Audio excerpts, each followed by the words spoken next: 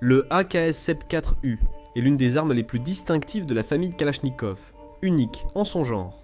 Avec elle, vous pouviez avoir la puissance d'un fusil d'assaut dans une arme de la taille d'un sous-fusil, pouvant l'emporter avec vous dans n'importe quel véhicule sans qu'il ne vous gêne. Cette arme était sans aucun doute une arme exceptionnelle. Cependant, si vous demandez à un soldat russe que a combattu lors de la première guerre de Tchétchénie, il vous dira probablement que l'arme est vraiment horrible. Lors de ce conflit, les soldats équipés de cette arme tentaient désespérément de la troquer contre une Kalachnikov dès que possible. C'est un cas similaire aux premières versions des 1000 Il-16 au Vietnam, où les Américains, souvent en combat, prenaient les fusils vietnamiens pour remplacer leurs 1000 Il-16 peu fiables. Le cas des 1016 est bien connu, mais celui des AKS-74U, ou Krinkov, comme on l'appelle familièrement aux États-Unis, est l'une de ces anecdotes que peu de gens connaissent. Pourquoi les soldats soviétiques et russes détestaient-ils spécifiquement cette arme de la famille Kalachnikov et pas d'autres similaires? Dans cette vidéo, nous explorerons et tenterons de répondre à cette question. Nous parlerons de l'origine de la famille Kalachnikov du 74, et pourquoi pas, nous en saurons beaucoup plus sur l'automate Kalachnikova Skladnoï 74 ou Krinkov. Alors, cherchez quelque chose à boire. Mon nom est Kevin Aguilar, et ceci, bien sûr, est Gunsla.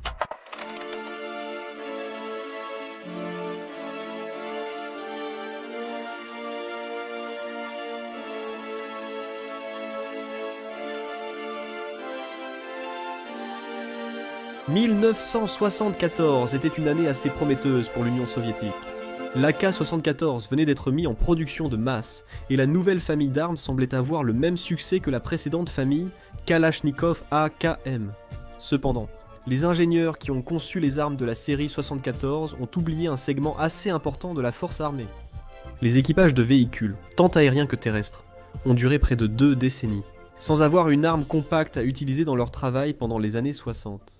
Staline avait promu l'utilisation d'armes de défense personnelle comme le pistolet APS ou le BZ-61 Scorpion pour être utilisés dans des véhicules blindés. Mais clairement, ces armes étaient inadéquates, car elles utilisaient le 9 par 18 Makarov, ayant un pouvoir d'arrêt assez bas.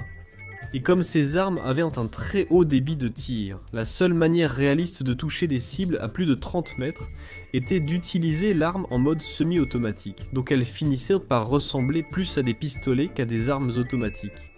Pour résoudre ce problème, les soviétiques finiraient par s'inspirer des Américains, qui avaient testé des versions carabines des AR-15 au Vietnam.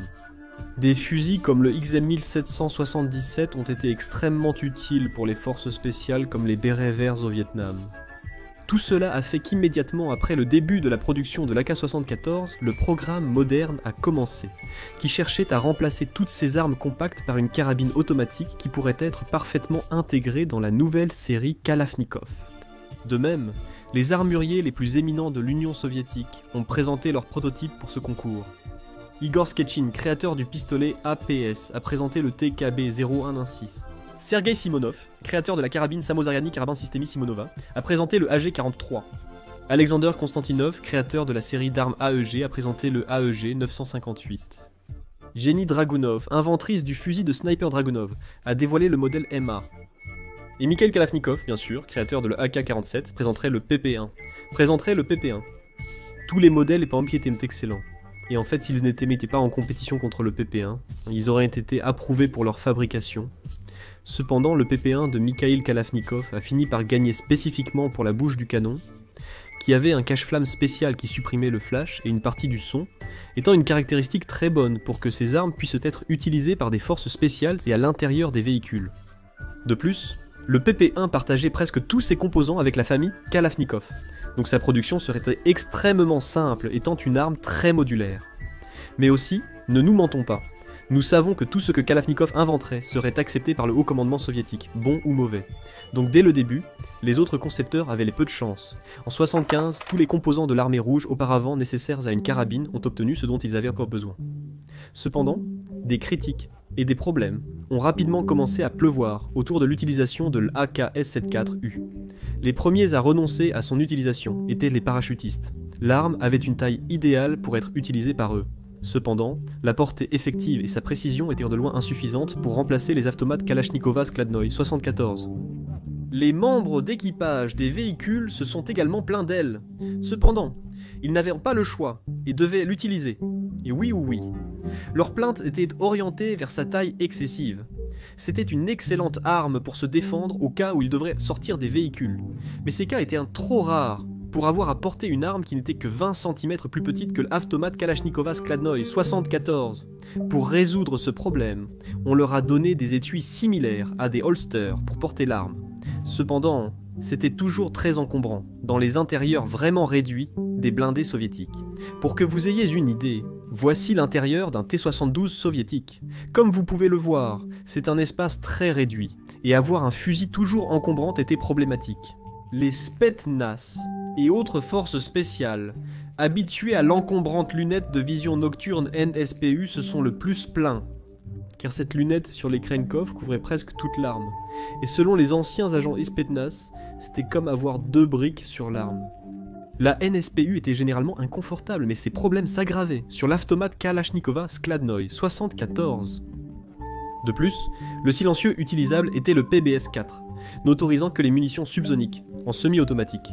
Après chaque tir, il fallait recharger l'arme manuellement. Des problèmes supplémentaires sont apparus lors de son utilisation au combat. En Tchétchénie, l'infanterie russe a commencé à être largement équipée de l'AKS-74U, ce qui a été un véritable désastre. Ils ont remarqué que le fusil souffrait d'un surchauffage excessif. Après plusieurs chargeurs, il commençait à cracher plus qu'à tirer. La surchauffe excessive a fait que cette arme n'était utilisée qu'en rafale. Le fusil ne pouvait pas utiliser le lance-grenade GP25 en mode semi-automatique, ce qui était le problème le plus grave, était lié à la fiabilité.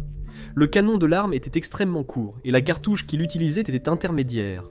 À cause de cela, la poudre ne finissait pas de brûler complètement, pendant la détonation de chaque cartouche.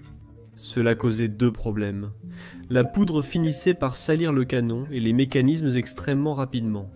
Et aussi en brûlant moins de poudre, il y avait aussi moins de gaz, donc le système fonctionnait avec moins de force que nécessaire, causant des défaillances plus rapidement.